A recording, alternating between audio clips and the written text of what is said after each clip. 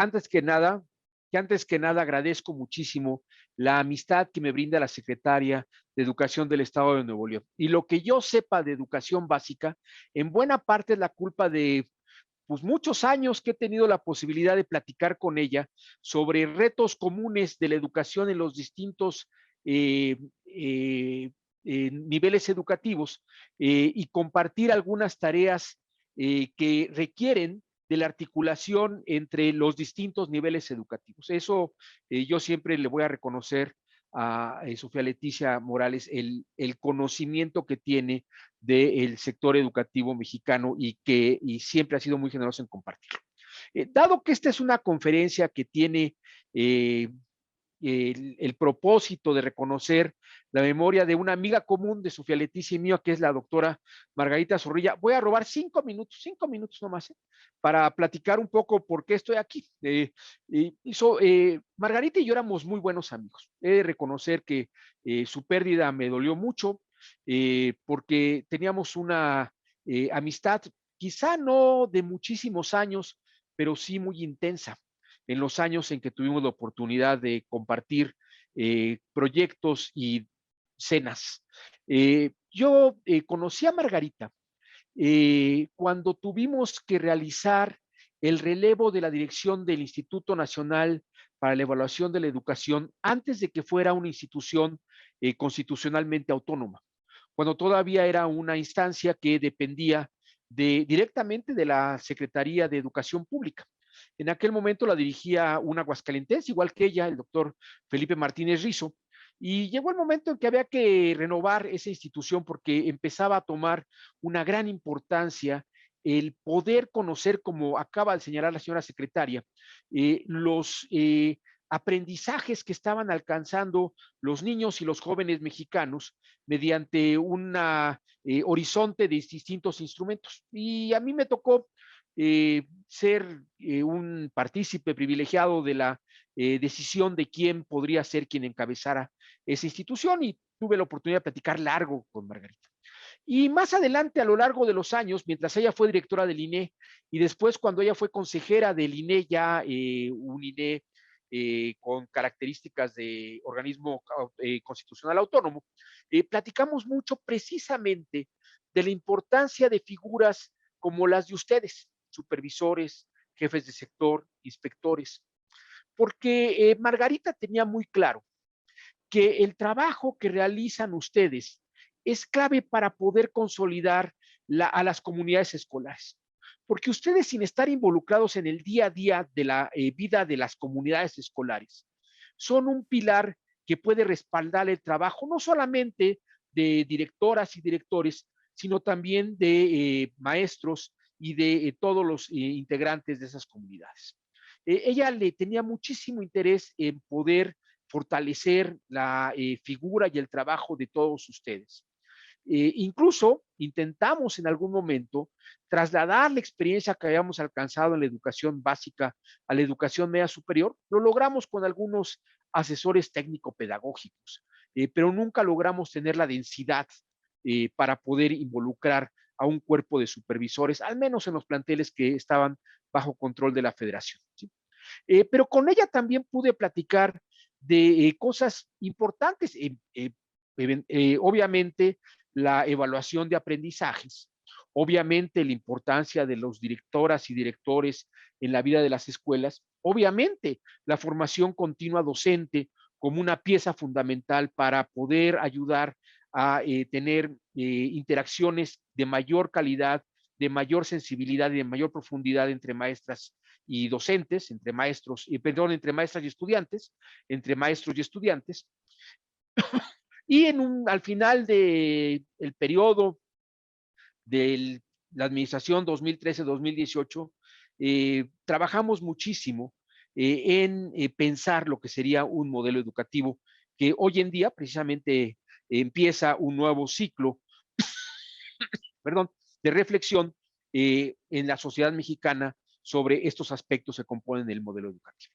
En ese sentido, quisiera dedicar esta tarde a platicar con ustedes y voy a utilizar una presentación, eh, si me lo permiten. platicar con ustedes acerca del acompañamiento eh, para impulsar un liderazgo directivo. Voy a utilizar aproximadamente una hora, si me permiten que así lo hagamos. Me dicen que después vamos a tener quizás la oportunidad de responder algunas preguntas y una actividad que voy a plantearles al final de esta presentación para poder tener sus puntos de vista. La presentación tiene 4 componentes, ¿no? Voy a hablar de 4 cosas. Una, la experiencia de los directores. 2, un tema que desafortunadamente no hemos discutido lo suficiente en la educación en México y que tiene que ver con los rasgos de liderazgo y las competencias, habilidades, conocimientos, actitudes de nuestras y nuestros directores para poder hacer frente a esas necesidades de liderazgo. Tercero, un espacio que creo que es donde ustedes pueden tener mayor incidencia y que es en el trabajo de marcos mentales para la transformación de la vida de las comunidades escolares, lideradas, por supuesto, por las y los directores. Y finalmente, un tema de del necesario cambio de expectativas en las comunidades escolares, sobre todo a la luz de lo que hemos vivido en el último año y medio, ya casi 2 años, con motivo de la situación de pandemia. Pero antes de empezar con eso, es inevitable que nos planteemos, bueno, ¿y por qué es tan importante estos temas? Y voy a utilizar 3 datos nada más. El primero es el dato que viene de la prueba PISA del año 2018. PISA, como ustedes bien saben, es una prueba que se realiza en más de 100 países en el mundo, que realiza el Departamento de Análisis de Competencias de la Organización para la Cooperación y el Desarrollo Económico. La dirige un alemán que se llama Andreas Schleicher, que es quizá el hombre que más sabe de educación en el planeta, ¿no? Y Andreas ha recabado a lo largo de los años un montón de información muy relevante sobre los aprendizajes. El dato que más vemos en general es uno como el que les muestro aquí, y que nos dice, la bolita roja es la que corresponde a México para el año 2018, y que nos coloca en el entorno mundial respecto a dónde estamos en términos de los aprendizajes de los jóvenes mexicanos de 15 años. Y uso este dato porque a los 15 años estamos recuperando la experiencia de la educación básica al terminar la secundaria y el inicio del ciclo de media superior al estar en el tránsito hacia la educación media superior. En México, como en casi todo el mundo, aproximadamente la mitad y la mitad de quienes contestan esta prueba están todavía en tercero de secundaria o están entrando al primer grado de bachillerato. Y lo que nos refleja esto es que desafortunadamente México se encuentra muy lejos de los países que obtienen mayores puntajes, en los que sus jóvenes obtienen mayores puntajes, ¿no? Y que inclusive cuando vemos el porcentaje de jóvenes que está en el nivel bajo de competencias de lectura o de matemáticas, que son los datos que coloco eh, aquí a mano izquierda, a mano derecha, perdón, tenemos porcentajes muy, muy altos, casi la mitad de nuestros jóvenes, que en una prueba diseñada para recuperar condiciones generales de los jóvenes en el mundo, estamos muy lejos de tener competencias básicas. Y no solo eso, sino que incluso cuando vamos a aquellos jóvenes que deberían estar en la punta de los aprendizajes y que en el mundo son más o menos 1 de cada 6 jóvenes en estas edades, en México solamente tiene en estos niveles a un joven, ¿sí? A un joven de 100 en lugar de tener a 16 de 100. Estas brechas son como de 60 o 70 u 80 puntos. Y la pregunta que siempre se hace uno es, bueno, ¿y cuánto vamos a tardar en alcanzar y cerrar esas brechas de 60, 70 u 80 puntos en logro? ¿Sí? La respuesta es que si no hacemos algo distinto, pues muchos años. La respuesta también es que tampoco esperemos cambios muy acelerados, a pesar de que hagamos bien las cosas, porque recordemos que la educación es un fenómeno que acumula experiencias previas. Si los aprendizajes que tenemos hoy en día son resultados de los aprendizajes previos, y eso pues ya sucedió, ya no podemos corregirlo. Podemos tener acciones compensatorias y remediales, y la Secretaría de Educación Pública de Nuevo León está desarrollando, desde mi punto de vista, quizá uno de los 3 ejemplos más importantes de esto a nivel del país, ¿no? En términos de un modelo que, además de seguir adelante con la educación, está tratando de establecer mecanismos de compensación y de cierre de brechas en todos los niveles educativos, ¿no? Pero tenemos un problema básicamente de un rezago de métodos y de sistemas muy profundo. El segundo punto que quiero tratar es que, desafortunadamente, el sistema educativo no ha logrado cerrar las brechas que tienen su origen en la condición socioeconómica de los jóvenes. Este es un estudio que precisamente pude hacer con el doctor Tuirán en el año de 2017. Y lo que hace aquí es analizar la ganancia educativa. De hecho, el estudio que refería la señora secretaria para la media superior, en principio es la base de un modelo muy parecido para el estado de Nuevo León, donde vamos a poder dar seguimiento a la trayectoria educativa de generaciones. Esta es la generación 2012-2015. El dato de secundaria es el que está a la izquierda, el dato de tercero de preparatoria es el que está a la derecha, ¿no? Y coloqué 3 condiciones socioeconómicas de los jóvenes. Estos son valores de persona por persona, son aproximadamente 300,000 jóvenes, un poquito más de 300,000 jóvenes, que a través de sus exámenes enlace de 2012 y enlace de 2015, que están diseñados para medir ganancia educativa, no son los enlaces comunes, hay toda una metodología de pruebas anclas y pruebas de avance, ¿no? Nos permiten verificar cuánto avanzó. La buena noticia es que la preparatoria sí da aprendizajes, esa es la buena noticia. La no tan buena noticia es que los jóvenes que están en la raya verde, que es la que está arriba, que son los jóvenes de clase media alta, que estaban muy altos en secundaria, siguen estando todavía más altos en preparatoria al terminar la preparatoria. Y los jóvenes de clase baja o más baja, en el nivel que estaban en la rayita azul, en esta gráfica, desafortunadamente no logran cerrar la brecha con los jóvenes de mejor condición socioeconómica. ¿Esto qué quiere decir? Pues que, segundo dato, las medidas de equidad en nuestro sistema educativo no están logrando compensar las diferencias que tenemos en los aprendizajes previos de los jóvenes, porque sabemos que mucho del aprendizaje no viene de las escuelas como tal, sino viene del entorno familiar y el entorno social en el que los jóvenes desarrollan lo que se llama su capital cultural a lo largo de los años. Segunda lección, entonces tenemos no solamente problemas de bajos aprendizajes, sino que la promesa de movilidad social asociada a la educación no se está alcanzando cabalmente. El tercer dato que quiero compartir con ustedes es un dato de la encuesta de calidad de los servicios gubernamentales que hace la ENIG, que hace el INEGI cada 2 años, más o menos. Es el dato de 2019, previo a la pandemia.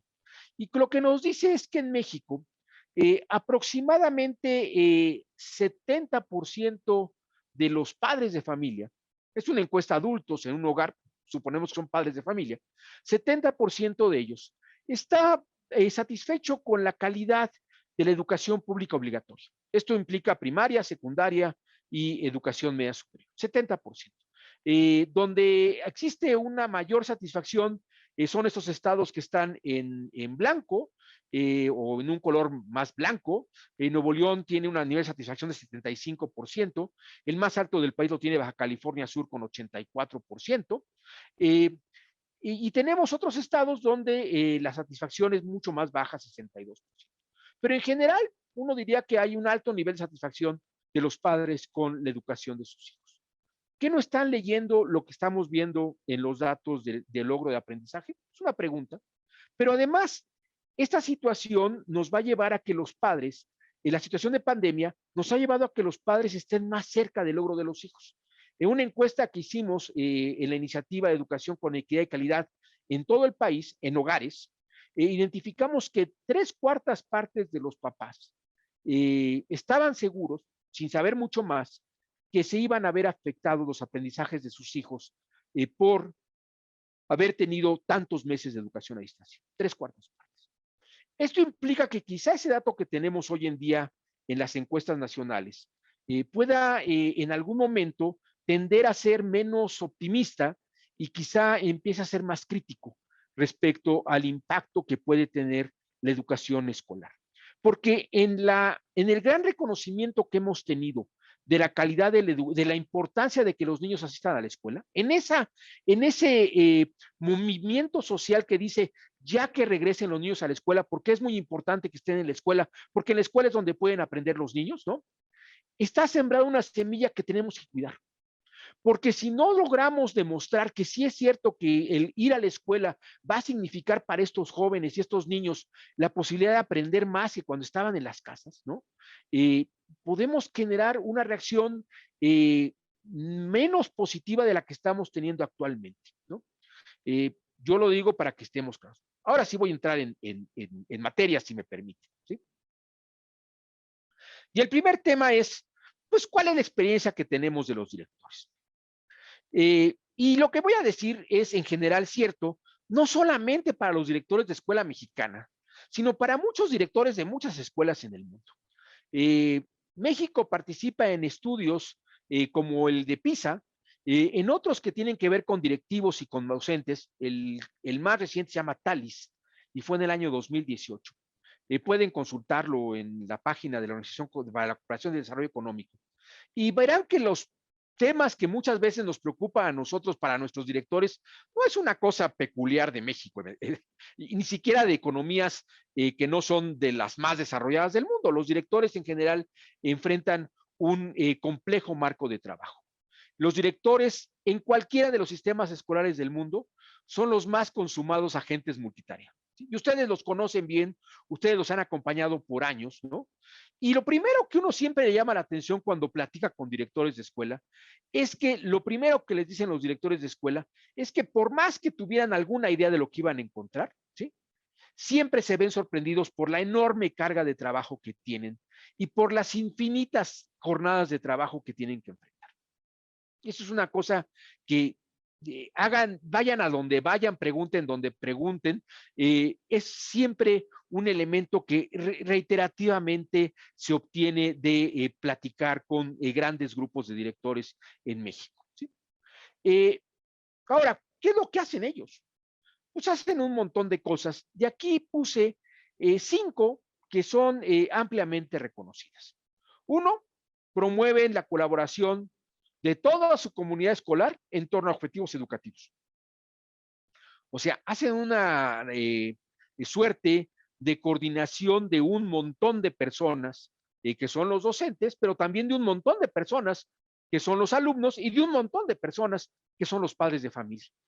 Y si tienen personal de apoyo en la escuela, pues de un montón de personas que son el personal de apoyo en la escuela. ¿Sí?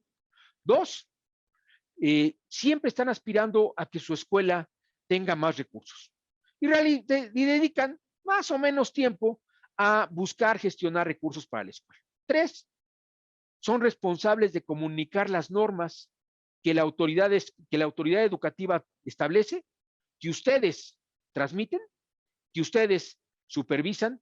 Él es el responsable de socializarlas y tener el primer contacto con toda la comunidad escolar. Cuarto, tiene que ofrecer pautas para un trabajo productivo y una convivencia armónica en la escuela. Y 5, pues tiene que construir la identidad de una institución, ¿sí?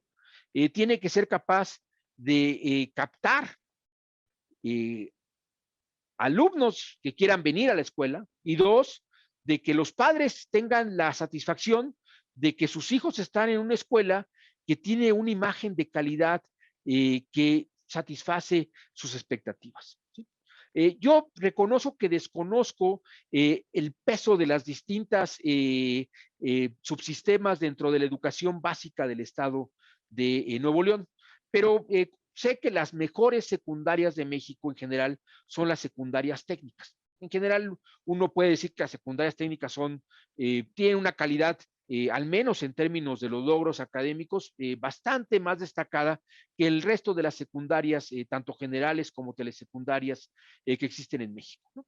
Esa imagen no se ha logrado de la noche a la mañana. se ha construido a lo largo de muchos años de mantener una cierta filosofía, un cierto modo de trabajo de lo que son las secundarias técnicas.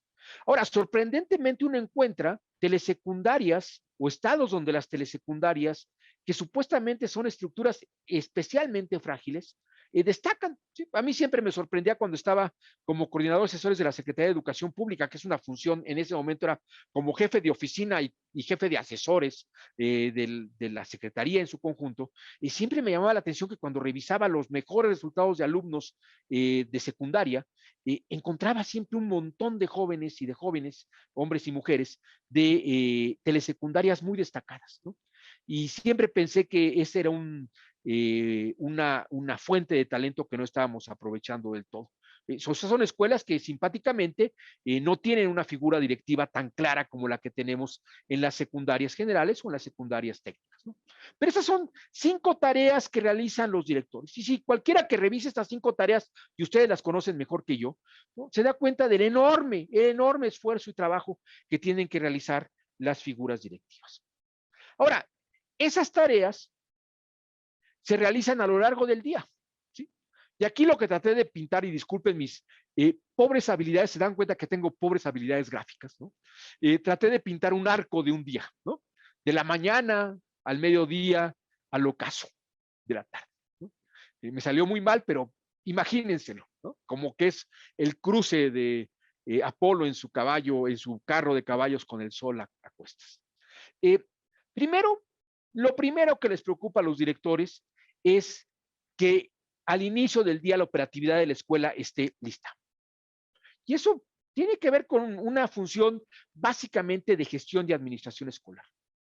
Segundo, tienen que impulsar la cordialidad en ambientes escolares que permitan que la convivencia sea más o menos adecuada a lo largo del día. 3, desarrollan un montón de trabajo administrativo. Por más que tengan bien poquito poder administrativo, tienen que realizar un montón de trabajo.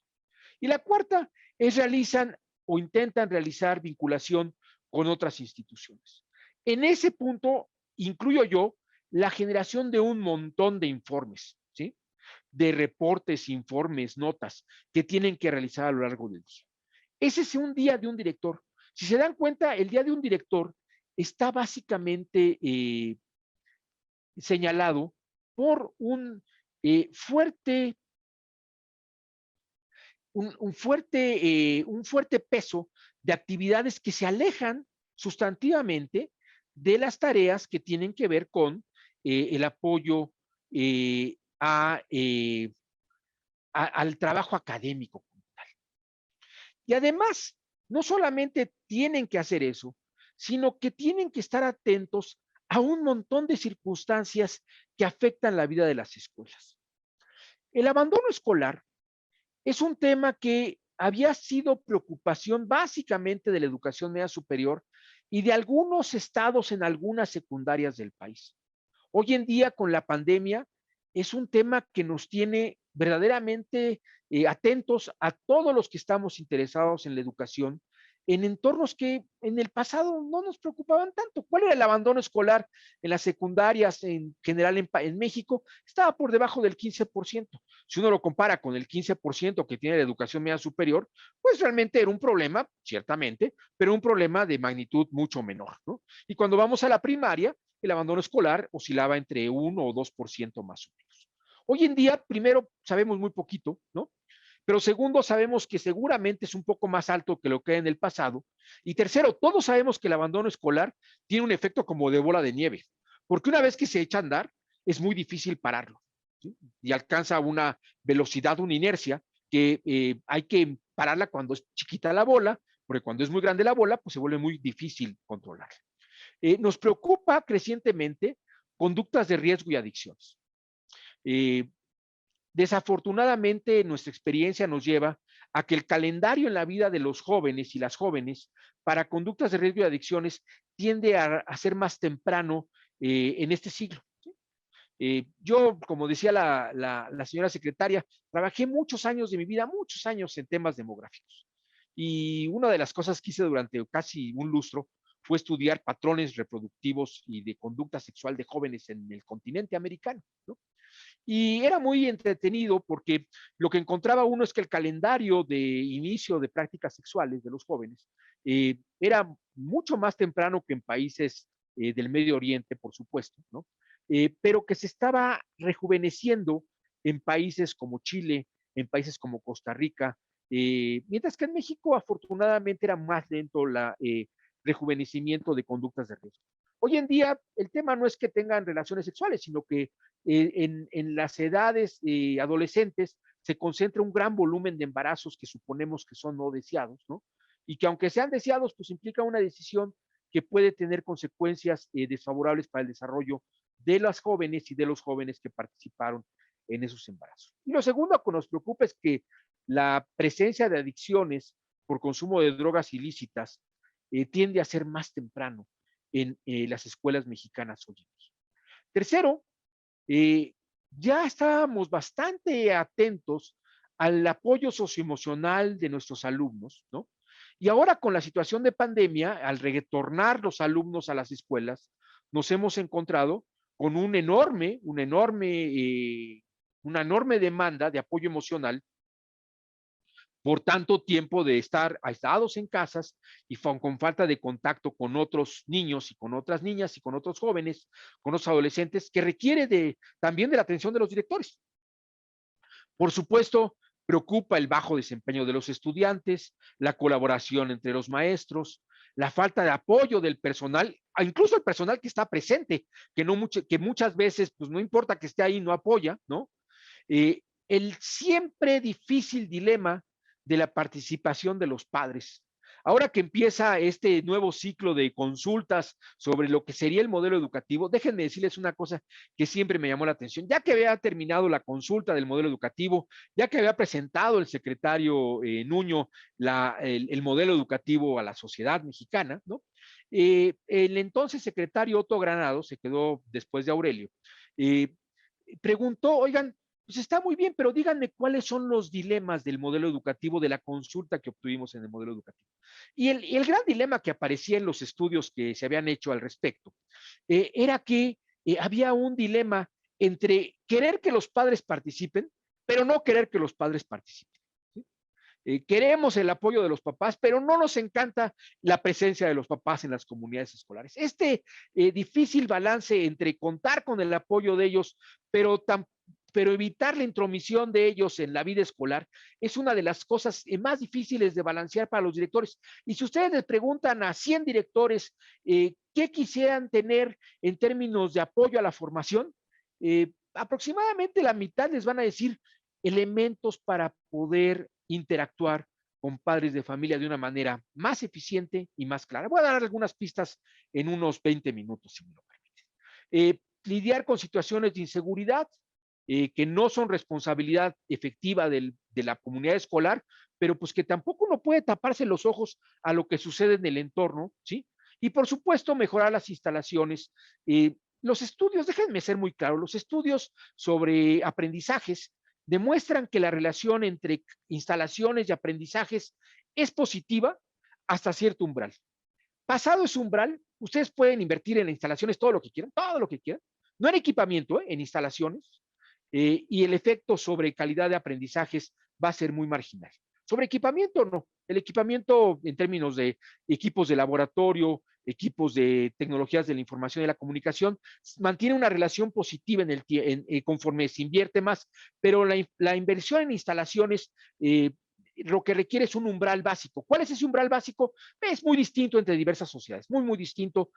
No me atrevería a decir cuál es el umbral básico, ¿no? Ahora, esto nos lleva básicamente a un modelo de niveles. El nivel más fundamental de trabajo de un director, el más fundamental, es crear ambientes que favorezcan los aprendizajes. Y eso, la señora secretaria, cuando participó muy importantemente en el pensamiento de un modelo educativo para la educación básica, lo tenía muy claro. ¿Sí? Coincidíamos totalmente que los directores, su primera y principal tarea es tener ambientes escolares propicios para el aprendizaje. ¿Qué implica eso? Se implica tener más o menos bajo control estos montón de factores que están presentados aquí. Segundo, y esto es lo que toda la literatura especializada desea, es que estén más involucrados en empujar eh, estrategias efectivas de enseñanza a través del trabajo colegiado de nuestros maestros. ¿Sí?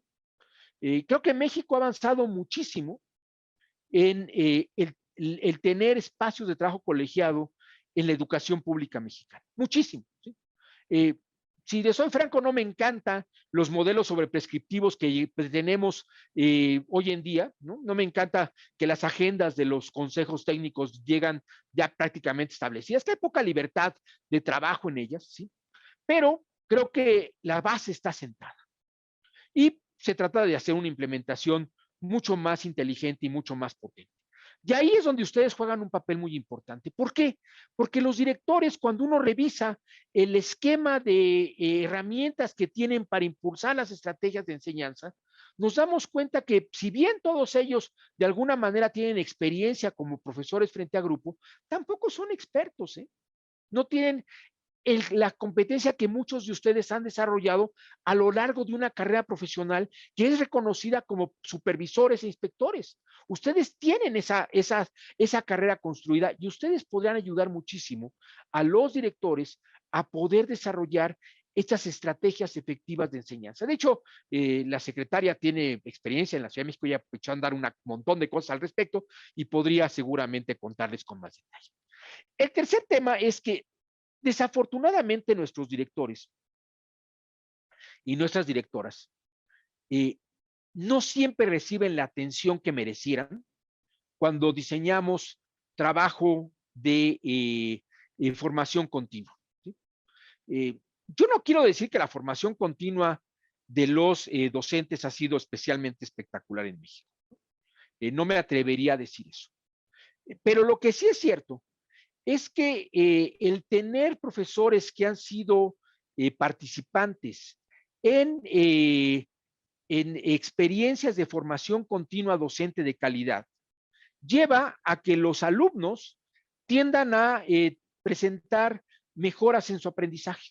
Este es un experimento de 2011 de McKinsey, el informe de McKinsey es este experimento, y lo que demostró es que si uno tiene estudiantes en un mismo nivel y los coloca con dos maestros, uno que ha participado en estos cursos y que tiene un alto nivel de desempeño y uno que no ha participado y que tiene un bajo nivel de desempeño, la diferencia en 3 años llega a ser abismal en términos de los aprendizajes. Abismal, ¿eh? Y estoy hablándoles de que a partir del percentil 50, o sea, están en el 50% del nivel de aprendizajes, los que están con buenos maestros durante 3 años llegan a estar en la cúspide del 90% y los que no llegan a estar en el percentil 37, esto controlando por factores socioeconómicos, etcétera, etcétera, ¿no? Ahora, eso que sabemos que es muy importante para los maestros, ¿sí? Desafortunadamente, cuando volteamos a los esfuerzos que tenemos para nuestros directores, no tenemos ni con mucho, ni con mucho, la diversidad, la intensidad, la importancia. Siempre los maestros, los directores, pues pueden participar en lo que hacen los docentes, reciben un curso que en general son cursos, pueden ser de calidad, pero con una diversidad relativamente menor. Y todo esto lo que nos lleva es a que desafortunadamente estos grandes retos que tienen los directores y este esquema de trabajo que es inevitable en las áreas en que opera la influencia de los directores, no se ve acompañado de un desarrollo de competencias de los directores. Y ahí es donde ustedes son muy importantes, porque ustedes son el apoyo de esos directores. Créanme lo que yo no lo puse aquí, pero el trabajo más solitario, y voy a empezar en eso en un momentito más, el trabajo más solitario de la educación pública mexicana no es el de los maestros que cierran la puerta y están frente al grupo, no, no es ese, es el de los directores, que tienen que llevar a cabo una serie de tareas que por diseño están señaladas como tareas individuales. El diseño de la figura directiva es un diseño de actividades individuales y eso lo voy a demostrar o espero poder demostrarlo en un minuto. Ahora vamos a pasar al tema de liderazgo. ¿Sí? Por años hemos tenido perfiles de directores que han cambiado muy poco. Incluso que eran relativamente poco conocidos. Los procesos de reforma del año 2013 y la reforma del 2019 han abierto la posibilidad para que conozcamos qué pretende la autoridad educativa federal respecto a cuáles deben ser las competencias que debe tener un director. Y eso lo sabemos a través de revisar lo que se le pide a los candidatos a estos puestos de dirección. ¿Sí? No es que esté explícito ahí en ningún lado, no, no, no. Uno tiene que hacer de alguna manera un análisis crítico, ¿no?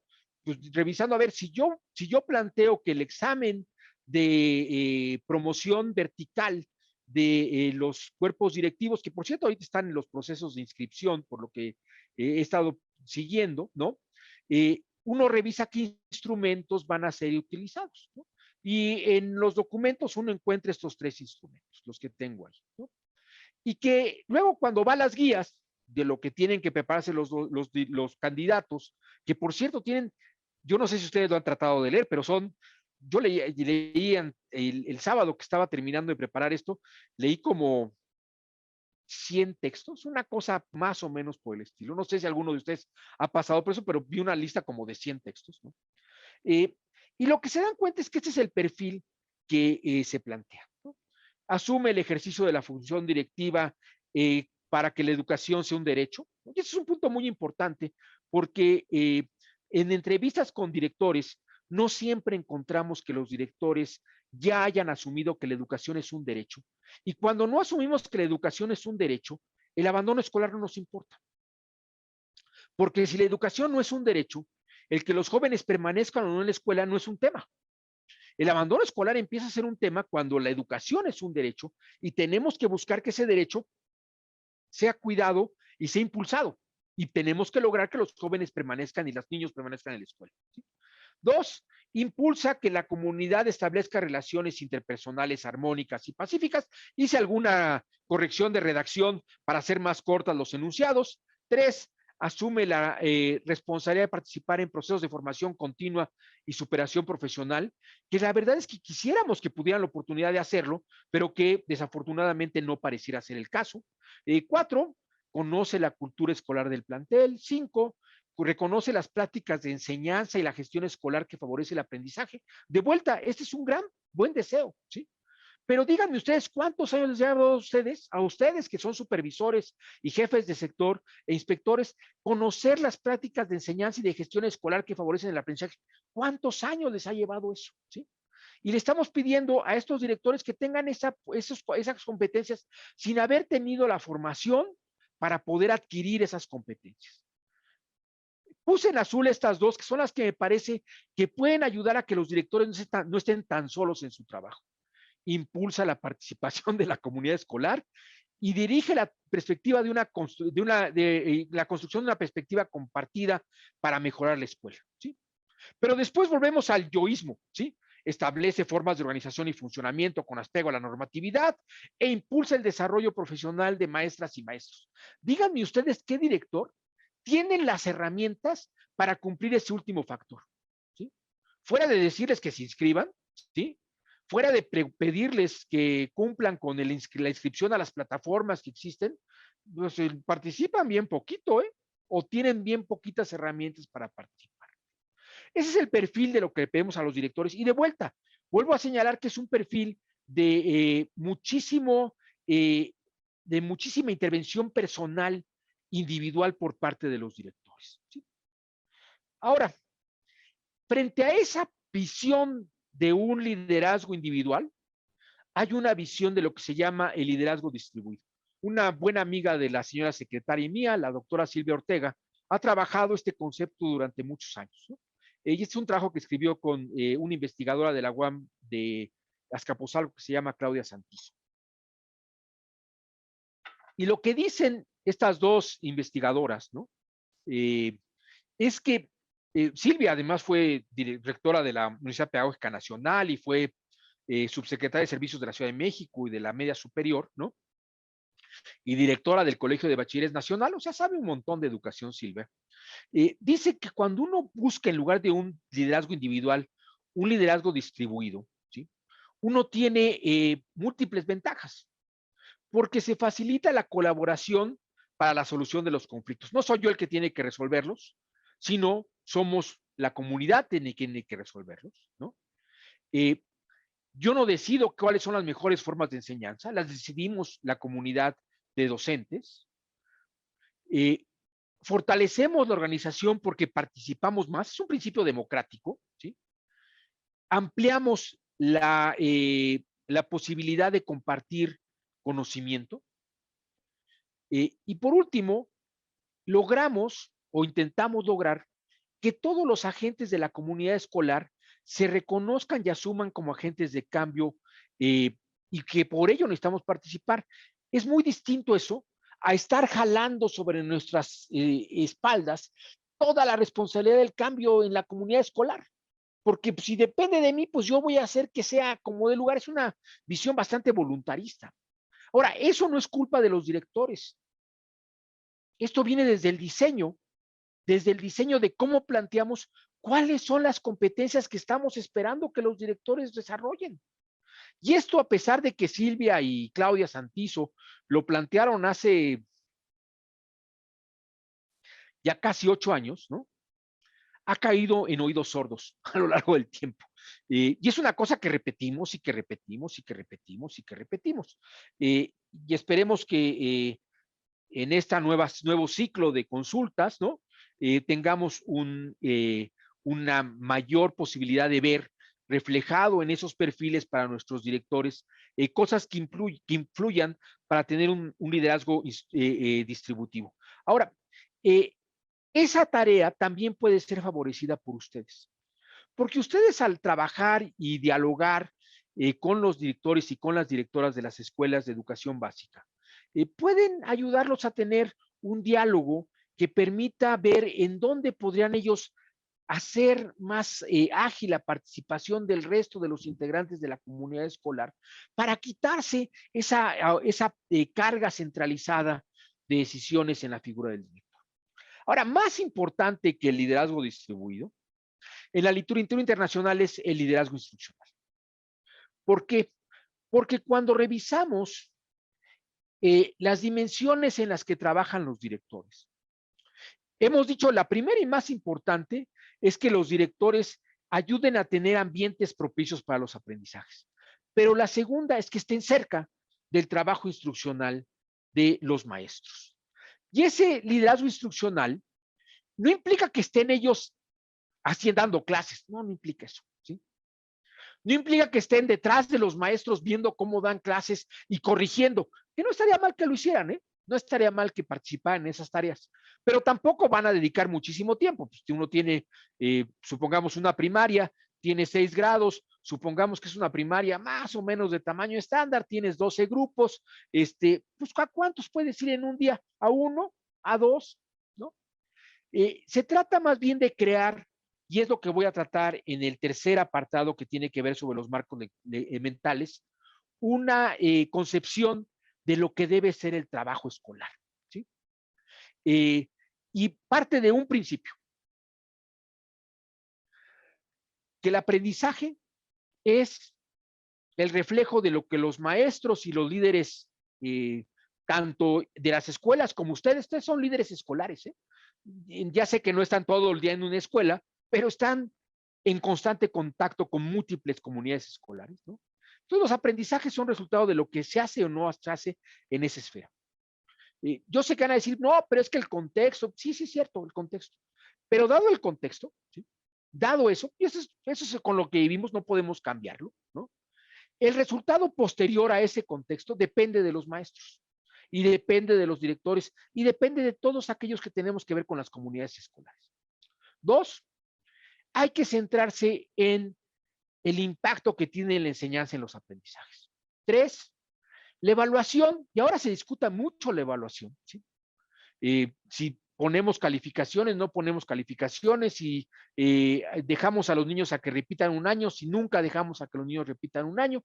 De hecho, está demostrado que repitan un año es de las cosas que no ayudan a avanzar en aprendizajes jamás. Eso se lo puedo decir de entrada, ¿sí? pero que la evaluación es la manera en que los estudiantes, niños, jóvenes, adolescentes, se dan cuenta de lo que aprendieron. Ese numerito que les ponemos, es lo que los estudiantes ven y que les dicen, y que leen y dicen, ah, pues sí aprendí, o híjole, no aprendí tanto, ¿no? Pero más importante que eso, es lo que debería acompañar ese numerito. ¿Sí? Ese 7, 8, 9, 10, es lo que debe acompañar. Y no es un sellito de estrellita o alitas o lo que quieran poner. No, no es un sellito. Es una explicación de qué es lo que está reflejando ese 9, 10, 8. Yo, por ejemplo, el fin de semana estuve corrigiendo trabajos de mis estudiantes de universidad, ¿sí? Y pongo una calificación, pero escribo un párrafo en que tengo yo mi rúbrica y entonces le digo, mira, tu redacción fue clara o no fue clara por ABCD. 2, tu exposición gráfica fue clara o no fue clara por ABCD. 3, tu análisis fue claro o no fue claro por ABCD. 4, tus propuestas de solución al problema que planteaste fue claro o no fue claro por ABCD. Y tengo un grupo de 70 estudiantes, no es que tenga un grupo de 10, ¿eh? Es un grupo del TEC de 78 estudiantes. ¿Eh? Y me estuve 10 horas el fin de semana corrigiendo trabajos, pero retroalimentando, porque no importa que le mande un 10 o un 9, un 8, un 7, no importa eso. Importa lo que le diga que se lee en su trabajo. ¿Sí? 4, el director tiene que escuchar a los estudiantes y a los maestros en términos de lo que son los aprendizajes. Seguramente los escucha para cualquier cantidad de cosas y seguramente está resolviendo cualquier cantidad de conflictos cotidianos. Eso sabemos todos que lo hacen, ¿no? Y 4, y por último 5, perdón, crear un entorno en que se acepte cometer errores, pero que además se reconozca que hay que aprender de los errores. Ahora, la pregunta clave es, ¿cómo se ve el éxito? ¿Y cuánto tardamos en ver ese éxito? Esa es la pregunta clave de un director. Porque es la pregunta que los docentes le van a hacer al director. Y si ustedes se involucran, es la pregunta que les van a hacer ustedes. Ok, ¿y cómo debe verse eso? Y para discutir eso, si me permiten, voy a pasar a la tercera parte de esta plática y que tiene que ver con lo que yo llamo los marcos mentales para la transformación. ¿Sí? Y en estos marcos mentales, yo voy a tratar 6 marcos mentales, creo. Sí, 6 marcos mentales. El primero es que tenemos que evaluar el efecto de la enseñanza en el aprendizaje. Hoy en las sesiones que no sé si participaron ustedes, las asambleas que les llaman, ¿no? Uno de los temas es entrar al currículo. Yo creo que es de todo lo que van a hacer lo que yo menos tiempo dedicaría. Por 3 razones. Uno, no sabemos ni cómo funcionó el currículum adecuado en 2017, ni cómo ha funcionado el currículo para las secundarias, el que se discutió en 2012, ¿no? Y que todavía en 2013 siga discutiéndose, o cómo se ve el currículum de educación básica de que desarrolló mi buen amigo Lorenzo Gómez Morín, ¿no? No lo sabemos. Y ahí vamos de vuelta a cambiar el currículum. Y todos ustedes saben el dolor de cabeza que es cambiar un currículum. A mí me tocó, junto con la subsecretaria Nolasco, echar a andar el proceso de ajuste del currículo de referencia de la media superior, que es más fácil que el de básica, porque es un currículo de referencia, no es el currículum, es una cosa que debe de servirle de referencia a las 150 instituciones que tienen educación media superior. Es una tarea menos complicada. Nos llevó 4 años. ¿Así es? 4 años. Hacerlo más o menos. Y nos llevó 2 años ponerlo en marcha. Más o menos. En la educación, a nosotros nos corresponde implementar el currículo. Yo considero que el ejercicio que está haciendo el Estado de Nuevo León de señalar cuáles son los aprendizajes imprescindibles en los cuales debemos centrarnos al salir de este periodo tan largo y tan complicado que ha sido la educación a distancia para los jóvenes y para los maestros, ¿no? Es una ruta adecuada y que puede dar muy buenos resultados, ¿sí? Entonces, tenemos que implementar el currículo, señalando qué es lo que tenemos que utilizar del currículo. 2, tenemos que planear e implementar sesiones de clase. Y 3, tenemos que ver que los estudiantes estén aprendiendo. ¿Sí? Ahora, ¿Esto qué implica desde el punto de vista del trabajo que tenemos que hacer en una escuela que está buscando cambiar? Es decir, ¿es el esfuerzo del estudiante? Sí, sí es el esfuerzo del estudiante. Pero también es el trabajo que hacemos todos los que estamos alrededor de los estudiantes para que esos estudiantes tengan de alguna manera frutos con su esfuerzo. Yo no voy a entrar aquí a una clase de qué debemos enseñar y cuáles son las 10 cosas que debemos seguir para tener mejor enseñanza. Si me invitan otro día lo preparo y lo platico con ustedes, ¿no? Hemos estudiado mucho y sabemos un montón de cosas de lo que puede ser una buena gestión de aula, pero ustedes lo saben tan bien o mejor que yo, ¿no? Lo único que digo es, la pregunta es, ese éxito del esfuerzo del estudiante con su currículo, ¿no? También tiene que ver con el esfuerzo de nosotros por ayudar a que el estudiante tenga impacto en su currículo. Esa es la primera dimensión de un cambio mental, ¿sí? Dos, los maestros, y no les encanta a los maestros que usemos este término, y pido una disculpa si molesto a alguien con el mismo, ¿no? No lo digo por menospreciar el trabajo docente. Quienes me conocen saben que pocas gentes valoran más el trabajo de los maestros que un servidor, ¿no? Son facilitadores para ayudar a crear situaciones en que los jóvenes aprendan. No quiero menospreciar el trabajo pedagógico de un maestro. Precisamente esa creación de situaciones que ayudan a que los jóvenes aprendan es lo que se llama la pedagogía, ¿sí? Y eso tiene que ver con un trabajo dentro del aula que tiene que ver con técnicas de enseñanza, pero también tiene que ver con relaciones hacia los estudiantes, ¿sí? Calidez, empatía y sobre todo apoyo para que desarrollen sus capacidades. Por ejemplo, es tan sencillo decir muy buena respuesta, Patricia, ¿sí? O Diamantina, ¿me ayudas a comprender un poco mejor lo que me estás diciendo? O Sofía Leticia, está muy bien tu desarrollo, pero ¿podrías buscar una forma distinta de alcanzar el mismo resultado? Todo eso cambia el entorno de la escuela. Cosas tan sencillas como decir, a ver, ¿quién fue o en qué situación tenemos hoy en día en términos de la relación? Una pregunta de tercero de secundaria, en la relación entre la Unión Soviética y Ucrania, ¿sí? Y tenemos que de pronto levantan la mano 10 de nuestros 20 alumnos. Un tema básico de pedagogía es preguntarle a quien no levantó la mano. Es un tema básico de pedagogía, ¿eh?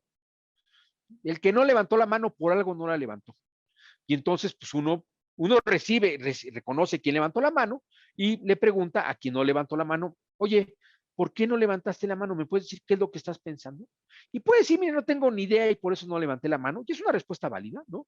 Y entonces le paso de vuelta la pregunta a Juanito y le digo, oye, Juanito, a ver, explícale a tu compañera qué es lo que está pasando, levantaste la mano, qué es lo que está pasando entre Ucrania y la Unión Soviética en términos de lo que es nuestro libro de historia universal, que si todavía más o menos me recuerdo, estamos en tercero de secundaria viendo historia universal, ¿no? Y hay una parte de historia contemporánea que tenemos que vigilar. Bueno, eso es el segundo agente, que reconozcamos que somos agentes de cambio y que pequeños cambios de conducta en el aula nos llevan a mejoras en el trabajo de enseñanza. Tercero, pero es más importante que hablemos de los aprendizajes que de lo que hacemos nosotros. Déjenme contarles una historia que siempre yo he considerado que es muy triste. Eh, la reforma educativa de 2013 estaba cargada de errores, de buenas intenciones y de múltiples errores. Y creo que quizá el más delicado de todos fue asociar los procesos de evaluación del personal docente en servicio a su permanencia en el trabajo. Si se hubiera evitado esa última parte, innecesaria por completo, porque además eh, tenía múltiples problemas de implementación, ¿sí? Múltiples. Hubiera sido muy útil para poder establecer canales de formación continua, sin el costo que tenía la protesta de quienes se sentían agredidos en su estabilidad laboral, con toda razón, además, diría yo. Bueno, déjenme decirles que cuando empezamos este proceso, y precisamente con Margarita Fierro, y con Teresa Bracho, y con Eduardo Bakov, y con Silvia Schmelkes, Gilberto se metía menos en estos temas. Discutíamos qué tipo de evidencias queríamos que nos entregaran los profesores. Y entonces, la evidencia que queríamos que entregaran era la evidencia de aprendizajes. Y cuando fuimos a dialogar con grupos de profesores amplios, lo que hacían los profesores era entregarnos sus portafolios de planeación didáctica, ¿sí? De cómo presentaban las clases. Pero no teníamos la experiencia mexicana de poder tener los portafolios de evidencias de aprendizajes. Era una idea muy difícil de alcanzar. La logramos finalmente transmitir, pero el sistema mexicano había creado una tradición de portafolios de evidencia de planeación de las sesiones didácticas, de preparar sesiones, de preparar clases, pero no de dar seguimiento a los aprendizajes de los estudiantes, ¿sí? Y este es un cambio muy importante que podríamos lograr en las escuelas. ¿Qué están aprendiendo de los estudiantes? ¿En qué están trabajando? ¿Qué sabemos que hacen o no hacen, ¿no? Cuando están atorados, ¿sí? ¿Cómo sabemos que han terminado una tarea? ¿Cómo sabemos si hicieron una tarea de buena calidad? Eh, la secretaria, al hacerme el favor de presentarme, les contó que yo estuve a cargo de la educación media superior técnica agropecuaria y de ciencias del mar, los CEBETAS y los ETMARES. Y una cosa que me fascinaba es que tenía acceso a las calificaciones de todos los alumnos, de todos, ¿eh? De todos. Y entonces yo tenía un grupo de gente bastante ducha en manejo de información, ¿no? De hecho, hoy mi colaboradora preferida, que se llama Lucía, ya trabaja para la señora secretaria, allá en Nuevo León. Y Lucía lo que hacía era, me vaciaba las calificaciones de los 500 planteles que estaban bajo mi responsabilidad. Y entonces yo descubría que había maestros que ponían puros ceros, ceros, ¿eh? O tenía maestros que ponían puros dieces. Imagínense, para alguien que es curiosito como yo, que se llevaba a los estudiantes que tenían puros dieces durante 3 años de preparatoria y buscaba sus exámenes planea en 2017 para ver qué había pasado. ¿Y saben qué me encontraba?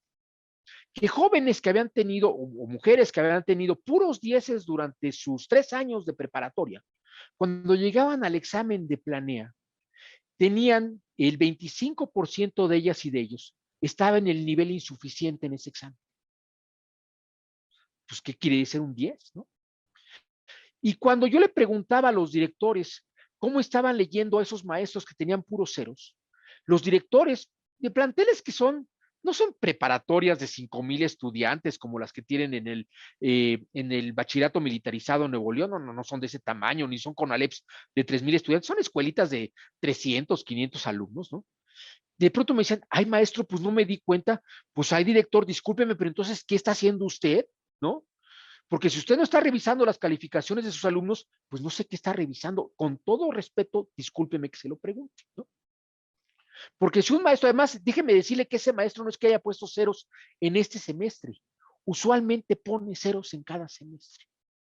Y yo puedo entender que si uno tuviera un sistema de incentivos extraordinarios, como el que tienen algunos subsistemas de la educación media superior, pues estaría justificado que pusiera esos ceros. Hay subsistemas de la educación media superior que los exámenes extraordinarios van a la bolsa del maestro que los pone, ¿sí? Hay un conjunto de incentivos para que los maestros reprueben, porque los exámenes extraordinarios van a ser pagados por los alumnos y ese pago va a ir a la bolsa de los maestros. No es el caso de ninguno de los que estamos hablando ahorita, ¿no? Y no es el caso de lo que yo estaba señalando, pero lo que me reflejaba es que había poco cuidado en los directivos respecto a qué estaba pasando en términos de los aprendizajes de los estudiantes, con una variable es que eran las calificaciones, que tienen todos los problemas del mundo como se los he señalado, pero que reflejaba perfectamente que no estábamos atentos a la que debía ser pues, el tema principal de nosotros, que es los aprendizajes. Voy al cuarto, ya voy acercándome al cierre, aguántenme 15 minutos y ya voy a terminar, ¿no? La evaluación es el elemento para ayudar a los alumnos a entender qué es lo que han aprendido, ¿sí? Cuando uno tiene una retroalimentación, además de estar calificando al estudiante, estamos calificando al docente y a la escuela. Y eso no lo sabemos aprovechar cabalmente en términos de los resultados, ¿sí? ¿Qué es lo que enseñamos bien? ¿Qué es lo que no enseñamos bien? ¿En qué tenemos que trabajar más? ¿En qué no tenemos que trabajar más?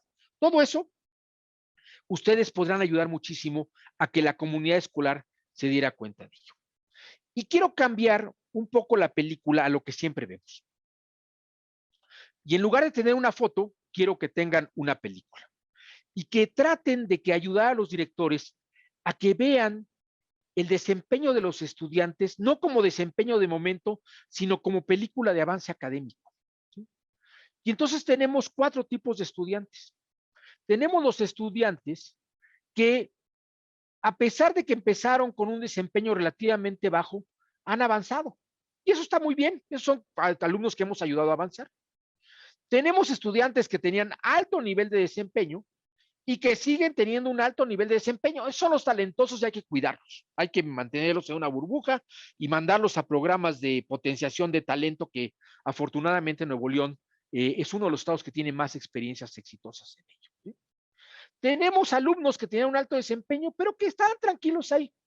Esos son alumnos que no están aprovechando todo su talento para salir adelante y eso es quizá que no estamos generando retos de aprendizaje suficientemente interesantes para ellos. Los que nos deben preocupar, además, son estos. No que los demás no nos preocupen, hay que preocuparnos, todos nos preocupan, pero muchas veces estos son alumnos con bajo desempeño y que no están avanzando, ¿sí? Este es un poco lo que los invito a que trabajen con sus directores, porque podríamos tener una visión de los problemas un poquito distinta. Cuarto o quinto, tenemos que informar a todos el lenguaje de la escuela. Es decir, no voy a decirles una verdad de perogrullo como es que el hogar contribuye a los aprendizajes. Sí, sí es cierto, ¿sí? Pero recordemos que muchos de nuestros papás tienen menos escolaridad que nuestros hijos. 2, muchos papás tuvieron pésimas experiencias en las escuelas. 3, muchos papás, ¿sí? No saben muy bien cómo acompañar la educación de sus hijos. Yo tuve papás que eran profesionistas destacados para su generación. Mi mamá tenía 2 carreras, una mujer que en los años 50 del siglo pasado tenía 2 carreras, ¿sí? Eh, y que sin embargo, pues difícilmente me podía ayudar en mis clases de primaria en matemáticas, ¿no? Siri ya estudió en los años 50, yo estaba estudiando matemáticas en los años, a principios de los 70, ¿no? Y era, entonces la moda era el álgebra de conjuntos, mi mamá no entendía nada del álgebra de conjuntos, ¿no? Me podía enseñar a sumar y a restar y a dividir, pero no podía ayudarme más que eso, ¿no? Pero lo que tenemos es que buscar un lenguaje común con los papás. Eso no se genera en automático, ¿sí? Eso uno no nace sabiendo eso. Y uno tiene que saber cómo podemos orientarlos a que lo que nos importa es los aprendizajes. Y cuando pongo aquí el por qué tenemos que avanzar hacia la educación media superior, es porque tenemos que enseñar a nuestros papás que hay un destino más allá de la primaria y la secundaria y que puede ser la educación media superior e incluso otro tipo de avances hacia las carreras profesionales. Es sorprendente cuando vemos a nuestros padres de familia que el profundo desconocimiento que tienen del trabajo que puede existir hacia adelante en la educación pública mexicana, ¿sí? Para quien pinta, cada vez que pinte yo voy a borrar, no se apure, yo no me canso, ¿eh? He pasado por peores experiencias de bombers en Zoom que la que alguien me esté pintando. Créame que no me voy a cansar. Usted pinte, yo borro.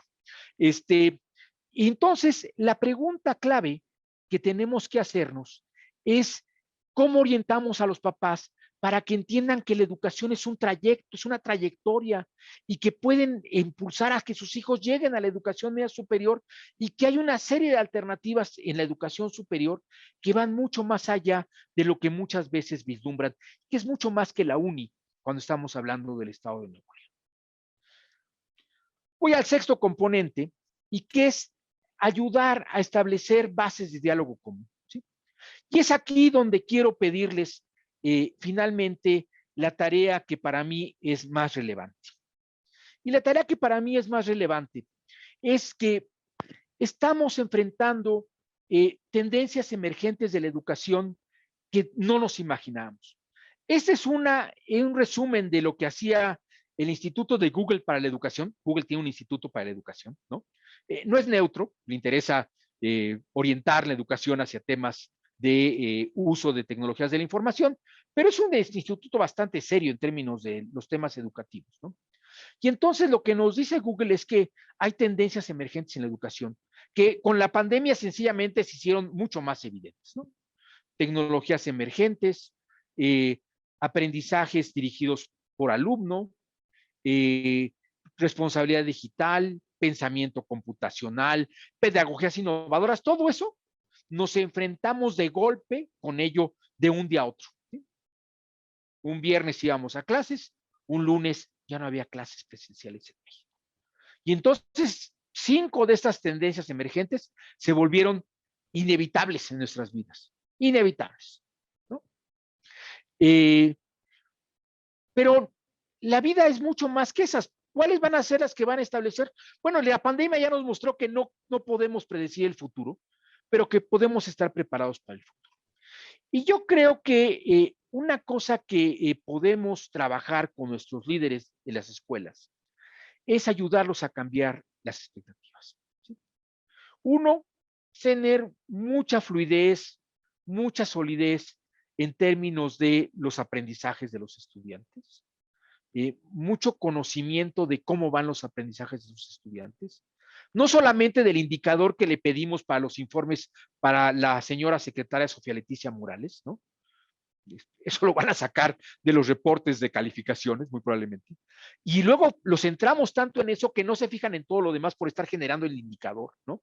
Sino pensar en qué cosas están pasando con los aprendizajes de sus estudiantes. Dos, que basen sus decisiones en la evidencia de lo que está pasando en las aulas. Tres, que los ayudemos a participar en comunidades de aprendizaje. Y esta es a lo que la actividad que les voy a pedir ahorita, que nos ayuden, ¿sí? Y cuatro, esas comunidades de aprendizaje quieren decir que las escuelas comparten. Déjenme decirles, si ustedes le preguntan a los directores, oye, ¿qué necesitas? ¿Saben lo que les van a contestar? Platicar con otros directores, ¿sí? Porque cuando platicamos nos encontramos que tenemos muchos problemas comunes y que entre muchos de nosotros podemos construir respuestas comunes. Pero desafortunadamente no tenemos espacios de diálogo para los directores, ¿sí? En la educación superior, todos ustedes han pasado por escuelas normales o universidades, ¿no? Existen espacios comunes de diálogo entre instituciones de educación superior, ¿sí? En la educación media superior hay esfuerzos en algunas entidades federativas, una de ellas el Estado de Nuevo León, para crear espacios comunes de diálogo entre directivos de subsistemas, entre directivos de planteles. Aguascalientes tiene cosas como esas, Hidalgo tiene cosas como esas, Guanajuato tiene cosas como esas, y párenle de contar, quizá Querétaro está balbuceando en un esfuerzo de ese tipo. Chihuahua también tiene un esfuerzo de ese tipo. Pero el CTE no deja de ser una reunión de la comunidad escolar, donde nos vemos los de la comunidad escolar.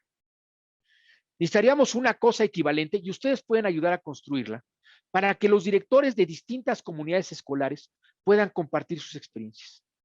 Eso va a ayudarlos a todos a dos cosas. Uno, que los directores que tienen todas estas responsabilidades con las que empecé yo esta plática, ¿no? Sientan que tienen donde compartir sus experiencias y aprender posibles soluciones a sus experiencias. Y dos, que tengan efectivamente espacios para reconocer mejores prácticas o lecciones de cosas que hay que hacer o de cosas que no hay que hacer para poder llevarlas a sus comunidades escolares. No hay curso de formación continua que les dé eso. No hay. No hay un catálogo de soluciones perfectas. No lo hay. lo que más ayuda para este tipo de tareas es eso. Y por eso yo quisiera pedirles, ¿no?, que pensaran en sus comunidades, cómo ayudar a que los directivos participen en comunidades de aprendizaje. Ahorita les van a explicar cómo hacer esto, ¿no? ¿Por qué es valioso un trabajo compartido con otros directores? ¿Cómo podemos hacerlo? ¿Y qué limitaciones vamos a tener y cómo podemos superarlas? Yo agradezco muchísimo a la señora secretaria de Educación Pública del Estado de Nuevo León el haberme dado la oportunidad de compartir con un grupo tan amplio y importante de profesionales de la educación como son ustedes estas reflexiones. Y estoy a sus órdenes, ahí está mi correo electrónico del tecnológico. Tengan la seguridad que estoy en la mejor disposición de dialogar con ustedes, de apoyarlos, de estar cerca de ustedes, parte de mi mandato en la iniciativa. Y tenemos, no solamente porque el TEC tiene su sede en Monterrey, yo despacho aquí en la Escuela de Gobierno de la Ciudad de México, pero sino porque vemos en la Secretaría de Educación Pública de Monterrey, en Nuevo León, una de las instancias modernas que está pensando hacia adelante, y por eso estoy abierto a poder trabajar con ustedes, si me lo permiten. Sofía Leticia, muchísimas gracias. Yo con eso termino. Estoy aquí a sus órdenes para lo que se necesite. Muchísimas gracias. Muchísimas gracias a ti, Daniel. Sí quiero decirles que en el chat está una liga que los va a llevar directamente a Google Form y ahí van a poder ustedes contestar estas preguntas que nos acaba de presentar el doctor Daniel Hernández. Si te parece, abrimos en el tiempo que tenemos algunas preguntas de parte de las maestras y maestros, 500 maestras y maestros supervisores e inspectores, supervisoras e inspectoras que están con nosotros hoy. Claro que sí, muchas gracias. Al contrario. Si por favor van levantando la mano si tienen preguntas para darles la voz. A ver, ¿cómo se llama? Natanael, secretaria. Natanael. Perdón, perdóname, Natanael, no lo alcanzo a leer desde acá. Adelante, no Natanael. Sí. Pasa muy seguido. Mi pregunta para el doctor, bueno, antes que nada, pues agradecer su participación en el tema que sí nos es de mucho interés. Es si hay, pues algún autor, bueno, aparte de pues usted mismo y los compañeros que ha estado mencionando, algún autor o textos que se puedan localizar que pues hablen sobre el tema de generación de ambientes de aprendizaje, también sobre la actividad directiva. Vaya, libros que tengan relación con el tema que hoy nos impartió de manera muy clara y muy bien.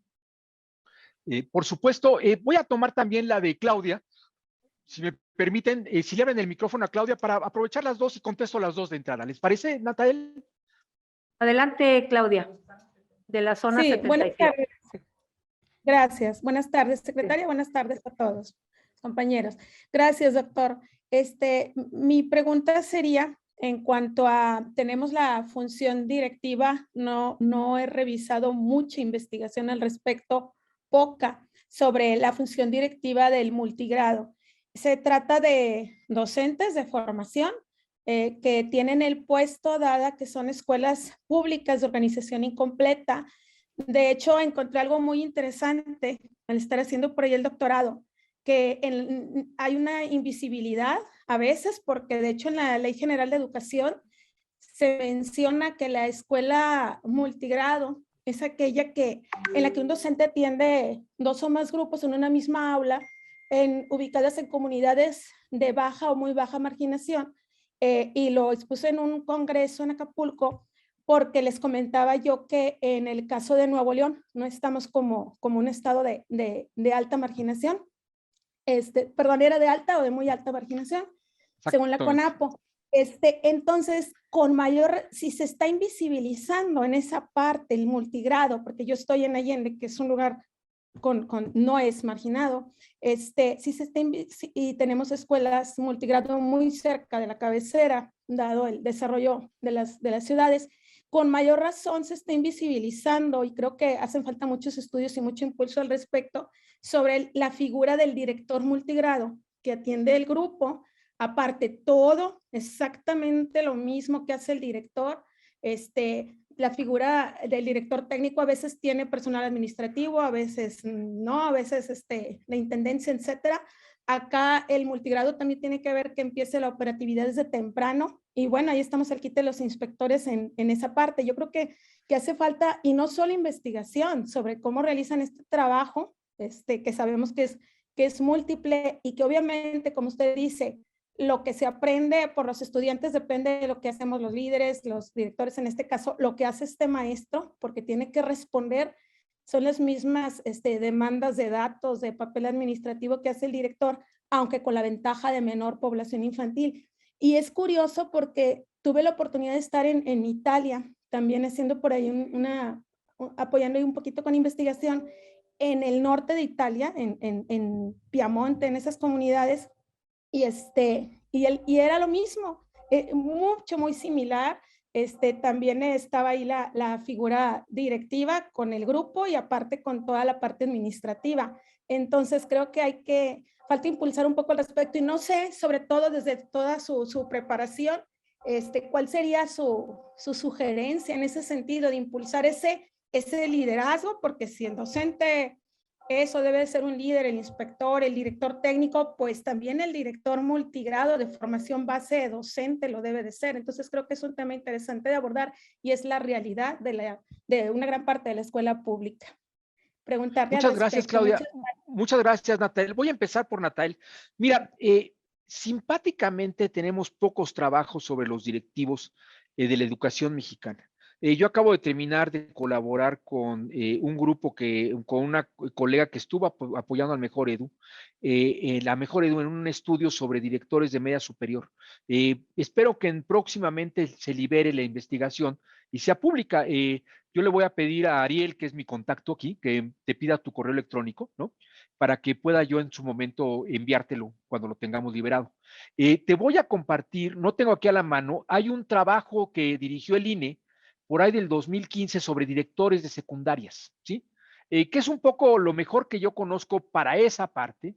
Está el artículo de Santizo y Silvia Ortega, que si quieres también te comparto una versión PDF del mismo, ¿no? No lo hago ahorita porque no me estoy contestando y no tengo tiempo para ir a mis archivos en la computadora, pero si alguien me ayuda a obtener tu correo, luego me lo mandan por chat, yo te lo hago llegar mañana en algún momento del día. Y el tercero que conozco, nada más que tienes que leer inglés, son los informes de Talis sobre la función directiva. Son espectaculares, espectaculares. Hay uno del 2008 que es el que plantea el marco conceptual, el del 2013 que hace el primer resumen a nivel internacional, y el del 2015 o 2018, no me hagas mucho caso, que actualiza lo que habían levantado en 2013. Es una cosa fascinante, ¿sí? Fascinante. Y el otro texto que te recomiendo leer es un trabajo, también tienes que no sé si hay traducción al español, pero te mando la cita y tú la buscas, de un australiano que se llama John Hattie, que tiene una propuesta que se llama aprendizajes visibles, visible learning. Y básicamente lo que hace Hattie es estudiar qué cosas son las que cambian el aprendizaje de la gente, ¿no? Y entonces tiene del marco muy grande que desarrolló al principio, últimamente se ha centrado en 3 áreas. Cómo enseñas matemáticas, cómo enseñas comunicación y cómo enseñas ciencias, ¿no? Y tiene libros específicos para ello. A mí el que más me gusta es el de matemáticas, porque creo que es donde nos falta más, ¿no? Y precisamente explica cómo se crean estos entornos favorables al aprendizaje para las matemáticas. Te mando eso y espero que te ayude a tener un primer choque con estas cosas, ¿no? Claudia, lo que tratas es un tema fundamental, porque creo que siempre hemos invisibilizado las comunidades escolares más frágiles en México, ¿sí? Siempre las tenemos invisibilizadas. Y siempre los últimos directores y los últimos docentes a los que vamos son desafortunadamente aquellos que están en las comunidades más frágiles, comunidades escolares más frágiles. Yo Desafortunadamente hay muchos trabajos, pero pequeños, no especialmente sólidos, sobre educación multigrado en México, ¿no? Porque primero se centran mucho en los CONAFES, ¿no? Que es lo que les importa mucho, pero no saben que hay estructuras, pareciera que ignoramos que hay estructuras formales que son multigrado, que no son los CONAFES, básicamente, porque tienen maestros normalistas, etcétera, etcétera. Ahí lo que yo te sugiero que revises es una cosa, hay textos en español, afortunadamente, de lo que se llama el aula diferenciada, ¿sí? Porque lo que te lleva, el problema de tener aulas multigrado es que un docente tiene que trabajar con alumnos pues, de diferentes grados, pero además siempre con diferentes competencias. Y el concepto más bonito es el del aula diferenciada. Y los directores juegan un papel, y los supervisores juegan un papel, y los líderes académicos juegan un papel muy importante en toda la estructura de la comunidad escolar que debe trabajar con esas aulas diferenciadas, porque tienes que casi que personalizar aprendizajes, lo cual es complicadísimo, ¿eh? No quiero ponértela fácil, es complicadísimo. Yo trato con 70 alumnos en este semestre, en general trato como casi con 150, ¿sí? Y pensar en cómo ir calibrando para que mis estudiantes, además a distancia, ni siquiera, porque doy clases en 15 campus simultáneamente, cómo vas calibrando lo que tienes que dirigir para que sea una experiencia enriquecedora para cada uno de ellos, es muy complicado. En un salón de clases con 20, más o menos puedes trabajarlo. Déjame darte dos reglas. Es mucho trabajo en equipo, ¿sí? Dos, no juntes nunca los polos extremos. Luego se dice, quieren juntar a los muy malos con los muy buenos para que los muy buenos jalen a los muy malos. No, eso no funciona, ¿no?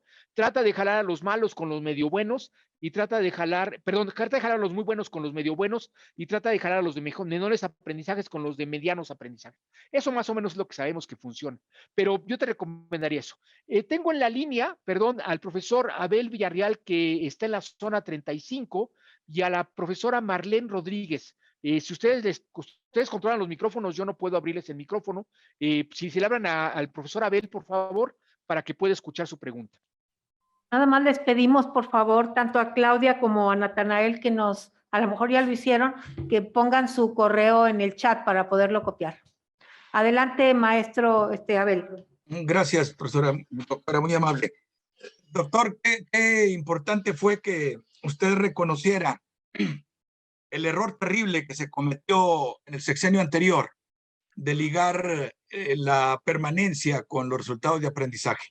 Aquí en Nuevo León, un grupo muy importante de inspectores y supervisores de todos los niveles encabezamos todas las protestas públicas que hicimos precisamente para cuestionando ese error del sexenio peña nietista. Dos preguntas, doctor.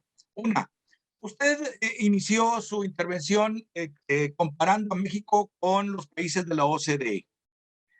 Quisiera preguntarle también un comparativo, si lo tiene a la mano, de cuál es la inversión que se hace por alumno, la inversión promedio que se hace por alumno a nivel de básica de México con respecto al promedio que tiene la OCDE. Porque los datos que nosotros tenemos es de que hay una diferencia tremenda, ¿no? En esa inversión por alumno, y que lamentablemente es parte, nos parece o me parece, de los resultados con los que usted inició. Y la segunda pregunta, doctor, sería, ¿qué experiencias a nivel internacional se están teniendo para resolver la problemática que plantea la pandemia a todos los sistemas educativos del mundo, que también nos pudiera ilustrar? Y le agradecemos las propuestas que usted ha hecho, sobre todo esta última en relación a que tenemos que salir de nuestra confort en las zonas escolares, en las escuelas, para intercambiar esas experiencias en los distintos niveles. Lamentablemente, en el sexenio anterior en el Estado se hicieron algunas experiencias, pero muy, muy pequeñas, muy limitadas, y que lamentablemente no tuvieron la mayor trascendencia. Esperemos que esta propuesta que usted hace las autoridades que pues aquí nos están escuchando, puedan llevarlas a cabo. Gracias, doctor. Y le felicito por su participación. Muchas gracias. Ahorita le contesto, voy a escuchar a Marlene para juntar las dos preguntas y poder contestar en tándem. Marlene, buenas tardes. Adelante, profesora. Buenas tardes a todos. Sí, mi pregunta sería si usted como especialista en este tema tan importante, pudiéramos conocer si dentro de las investigaciones que han realizado tienen alguna propuesta posible que sea como una aportación para la Secretaría y que nosotros la podamos llevar a la práctica. Y la segunda cuestión es que tenemos mucho material de nuestra maestra que estamos homenajeando, la doctora Margarita Zorrilla, en relación con estudios que se han realizado en escuelas, los directores escolares frente al dilema de la reforma educativa en el caso México, a 10 años de distancia, una mirada crítica a la reforma de la supervisión escolar en Aguascalientes, niveles de logro educativo de español y matemáticas en alumnos de escuelas, y así hay muchísimos que están en revistas electrónicas y que los podemos consultar para todos los compañeros que están interesados en saber más del tema. También hay mucho material de Javier Murillo también. Entonces, hay uno que se llama de liderazgo transformacional a liderazgo distribuido desde el 2006.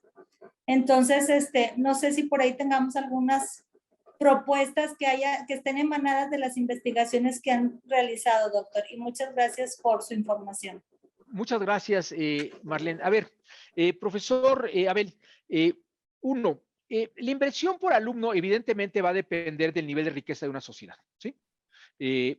Pero lo que es importante es, dado nuestro nivel de riqueza, cuánto invertimos por alumno frente a otros países con más riqueza, cuánto invierten proporcionalmente de su riqueza nacional por alumno, ¿sí? Y sucede que cuando revisamos eso, descubrimos que México no está tan alejado del resto de los países de la OECD en términos de la proporción de la riqueza nacional, leída como Producto Interno Bruto, ¿no?, que se destina en la inversión por alumno de escuela. Déjeme darle un dato que siempre me llama la atención. Una de las formas de medir la capacidad escolar es el número de alumnos por maestro. Y siempre nos quejamos, siempre, de que, tenemos grupos enormes que no permiten el trabajo personalizado de los maestros. Corea es de esos países que están hasta arriba en la puntita de lo que yo lo estoy marcando.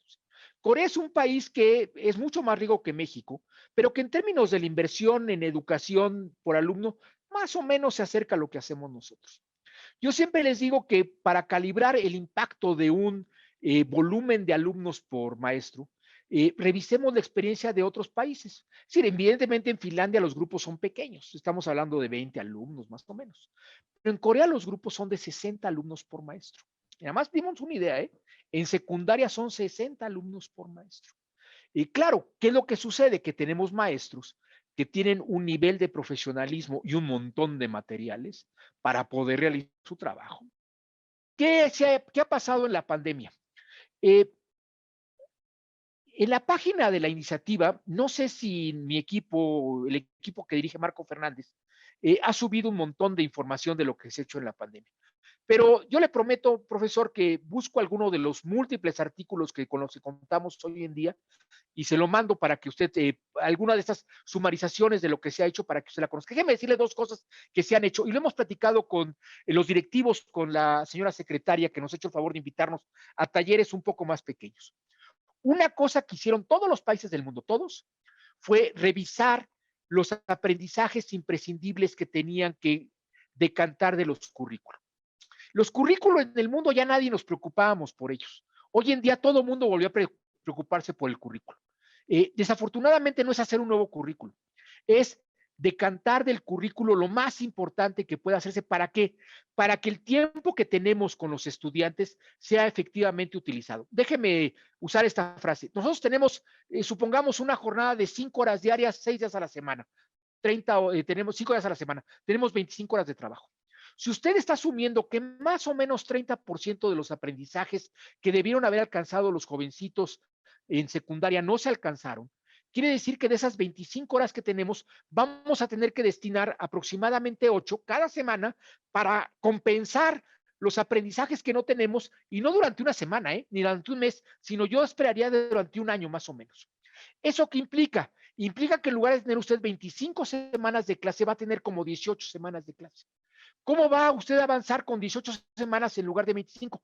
Pues buscando de todos los aprendizajes que están en el currículo, cuáles pueden alcanzarse efectivamente con 18 horas a la semana, porque va a tener que destinar aproximadamente 7, bueno, si las quieren destinar, si no, pues no importa, ¿no? Si quieren destinar 7 horas a la semana para jalar a los estudiantes en los aprendizajes que no han alcanzado. Eso, independientemente de todo lo más que le pueda yo acercar, eso sí le puedo asegurar que todos los países del mundo que tienen alguna estrategia al respecto están haciendo, es reconcentrar sobre aprendizajes imprescindibles y calibrarlos porque saben que parte del tiempo escolar va a ser necesario para remediar lo que no hemos alcanzado. Marlene, mi aportación más directa es la que les acabo de hacer. Trabajen en formar comunidades de aprendizaje entre los directores, ¿sí? Junten, yo no sé cómo funcionen, cuántos directores tenga cada supervisor en Nuevo León, ¿no? O cuántos tengan por zona, pero traten de hacer comunidades de aprendizaje entre los directores y llévenlos a trabajar, ¿no? Empiecen por un día cada 2 meses, ¿no? Que les den una media jornada de trabajo para que platiquen entre ellos. Déjenme decirles, en Hidalgo les dan un día al mes, pagado, ¿eh? Hidalgo da un día al mes. Aguascalientes da un día cada 2 meses para que se reúnan los directores.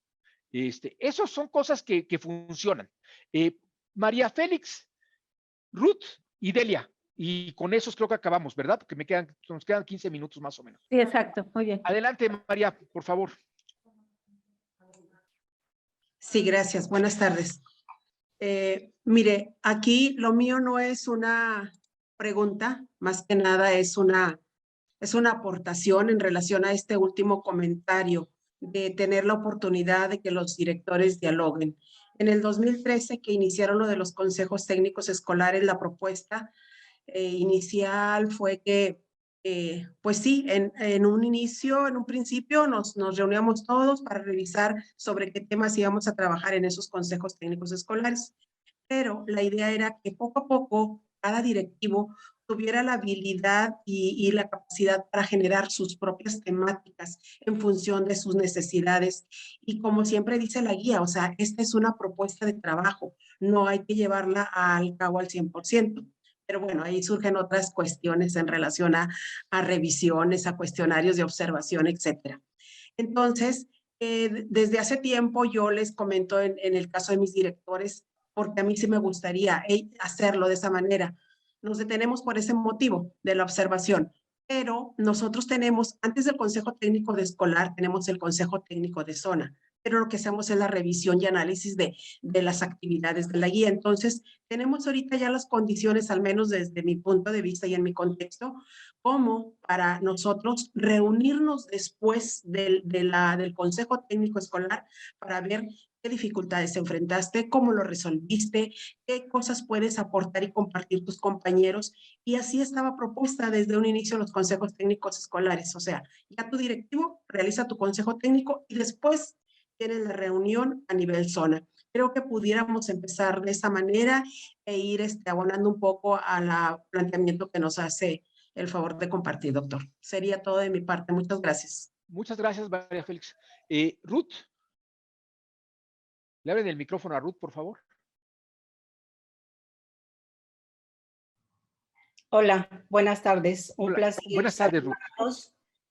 Doctora Sofía Leticia, un gusto que nos aporte este tipo de conferencias.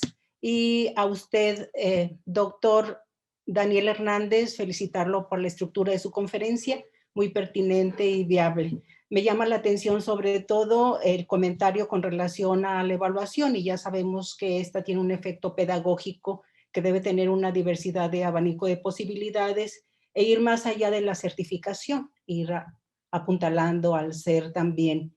Y con respecto al comentario que quiero aportar es que comunidades de aprendizaje es un ejemplo de formación continua. Es una revisión de experiencias, de actuaciones de éxito de varios países como España y Latinoamérica, en el cual tuve la oportunidad de participar. Y lejos de que yo lo haga cada 2 meses, lo hago cada mes con mi colegiado del sector 17. Incluso acabo de participar en un libro en la gobernanza universitaria ante la pandemia del COVID-19. Decía yo, bueno, ¿por qué nada más la gobernanza universitaria? Si día a día, cumplimos y desarrollamos una política educativa desde las aulas donde cada sesión es un aprendizaje, nos constituimos como una comunidad y hacemos grupos de enfoque y además analizamos, revisamos, concluimos, hacemos debates, hacemos estudios de caso. Y entonces se me hace que este tema, doctor Daniel, de todos los puntos que convergen en este trabajo para una mejor dirección en cuanto al liderazgo, el apuntalar aprendizajes, el conformarse y constituirse como comunidades de aprendizaje, lo considero más valioso y más que una pregunta, es ratificar la asertividad de este tipo de trabajo y de este tipo de temas que son valiosos para el trabajo de la comunidad diaria en la que nos desarrollamos. Muchas gracias, Ruth. Delia, un minuto porque me están diciendo que seamos breves, por favor. Yo voy a ser muy breve en mis respuestas, eso sí también. Listo, creo que sí. Buenas tardes, doctor Daniel, compañeros también, buenas tardes. Disculpen, mi preocupación, bueno, más bien el interés en su conferencia es sobre el desarrollo profesional de los docentes, que está dentro del perfil del director. Y hay autores que nos hablan de la resistencia que tiene el director con respecto a esta tarea de asesor pedagógico o visitas técnicas pedagógicas, la formación del docente. Es algo que el director pues tiene cierta resistencia y yo me imagino que sí, porque pues, no son formadores de docentes. Yo creo que este es un gran reto y me gustaría saber o alguna no sé, situación o alguna técnica o habilidades que podría uno que trabajar con ellos. Gracias. Muchas gracias a las tres. Qué bueno que hay el interés por mantener diálogo con los directores, qué bueno que hay iniciativas, qué malo que los CTEs se han contaminado de ese virus maligno que tiene la educación pública mexicana, que es la prescripción central de cosas, empezando por el currículum nacional. Lo digo con todas sus letras. México tiene histórico, desde Vasconcelos, tiene una finalidad centralista y prescriptiva de lo que debe ser la educación que limita la inteligencia masiva que tenemos en las escuelas. Claro, también hay que dirigirla y hay que potenciarla y hay que prepararla, pero es una lástima que una muy buena idea tenga todavía que consolidarse y reducir un poco. Como me reí yo con María Félix, ella también se rió, es que nos decían que es una guía mínima. Si es una guía mínima, pues ustedes les piden que les cuenten exactamente qué fue lo que pasó, ¿sí? Y eso les piden cuentas a ustedes. Perdónenme que se los diga, yo lo he visto con estos ojitos que tengo. Entonces, ojalá y esto que me han comentado ustedes sea posible seguirlo impulsando para que podamos tener esto. Edith Melgar escribe que se reúne cada mes con sus maestros. Qué bueno, yo creo que está muy bien. Voy a ir a la pregunta de Delia, que me parece muy importante. A ver, la responsabilidad de la formación continua docente no es del director, ¿sí? Porque no puedes tener el director el ancho de banda, y discúlpenme el concepto, para ser responsable de la formación continua docente de maestros de primero, segundo, tercero, cuarto, quinto, sexto, o de matemáticas, ciencias, español en secundaria. No podemos pedirles un director, ¿sí? Podemos pedir al director dos cosas. Uno, que promueva el intercambio de experiencias entre ellos, un poco como lo que estaba contando Ruth, ¿no? De los intercambios de evaluación que debe ser pedagógica y el diálogo entre los maestros. Yo creo que eso es una cosa muy importante, ¿no? Eso hay que promoverlo. Y dos, impulsar que participen en las actividades que organiza la autoridad educativa estatal, ¿no? Yo sé que si alguien tiene clarito esto, es su secretaria. Están en muy buenas manos. Es una de las secretarias que más sabe en México del tema. ¿Por qué? Porque ha estado en la mesa de control de cosas muy complejas a lo largo de su carrera. Y además tiene una formación sublime, es doctora en educación, es decir, no voy a decirles su currículum, ustedes lo conocen mejor que yo, pero sabe lo que tienen que hacer y está comprometida en eso. Tendrán que tener un plan de desarrollo y lo que hay que hacer es invitar a los maestros a que participen.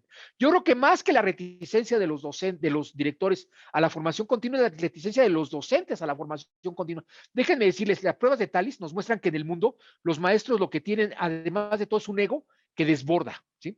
Cuando le preguntan a los maestros del planeta, ¿cómo te sientes tú en tus condiciones pedagógicas? 75% dicen que muy y muy bien, ¿sí? 80%. ¿Cómo te consideras tú en el manejo de tu disciplina? 80% dicen que muy y muy bien. ¿Cómo te sientes tú en la interacción emocional con tus alumnos? 85% dicen que muy y muy bien. Pues con esos niveles, ¿cómo queremos que se capaciten si tu autopercepción de sí mismos es tan favorable? ¿Sí? Y esos son datos, yo no los estoy inventando, es lo que vienen de encuestas, no solamente de México, de muchas partes del mundo. Ese es el trabajo que tiene que hacer el director, hacerlos ver que aunque estén en la puntita del iceberg, siempre hay un iceberg que tiene más adelante para que puedan seguirse formando, ¿sí? Esa sería mi respuesta a esto. Yo de vuelta agradezco muchísimo la oportunidad de dialogar con ustedes. Tengo mi lista de cosas que voy a enviar. Espero que la oficina de la señora secretaria me ayude. Yo le voy a... Lo más fácil es que le mande a ella las cosas y luego ellos me ayuden a la distribución. Sofía Leticia, yo termino y estoy a tus órdenes. Muchísimas gracias. Yo creo que ha sido, nos ha permitido cuestionar nuestras responsabilidades en los distintos niveles en los que estamos y también empezar a construir, por lo pronto mentalmente y luego conjuntamente escuchando a supervisores, las inquietudes, inspectores y jefes de sector para el siguiente paso. Yo quisiera, además de agradecerte, anunciarles a todos que mañana tenemos la conferencia de la maestra Patricia Vázquez, que fue secretaria de Educación de Puebla, que está haciendo su doctorado ahora en Harvard, acabándolo, y que también está muy interesada en cómo seguir apoyando y asesorando estrategias de intervención para estos aprendizajes imprescindibles o esenciales o fundamentales que son, digamos, nuestro centro en este momento para iniciar y fortalecer los aprendizajes de los alumnos en este momento, digamos, tan difícil de volver a esta dinámica escolar y apoyar a las escuelas a que estén abiertas, ir dando la confianza a las familias de que las escuelas son los lugares más seguros para estar y para aprender. Les agradecemos a todos el haberse conectado, especialmente al doctor Daniel Hernández, que nos ha compartido su conocimiento, su sabiduría y sobre todo su experiencia en los distintos niveles. Y él ha pedido que esta tarea, por así decirlo, este ejercicio de materializar estas preguntas que nos hemos propuesto que en cada una de las conferencias terminen con este proceso individual de reflexión, contestando algunas preguntas, él me ha pedido también tenerlas. Entonces, por eso lo estamos haciendo también en un Google Form, para que él las pueda leer y seguramente a partir de esta reflexión de ustedes en las preguntas, pues se van a detonar procesos y acciones que podamos compartir. Muchísimas gracias a todos y nos vemos mañana de nuevo a las 4. Un abrazo y muchísimas gracias, Daniel, por tu tiempo, por tu generosidad y un homenaje a Margarita Zorrilla Fierro. Muchas gracias, Sofía Leticia, y estar en un lugar donde va a venir Patti después y vino Fernando antes es un gran privilegio. Muchas gracias y te veo pronto por allá. Hasta luego. Claro que sí. Chao.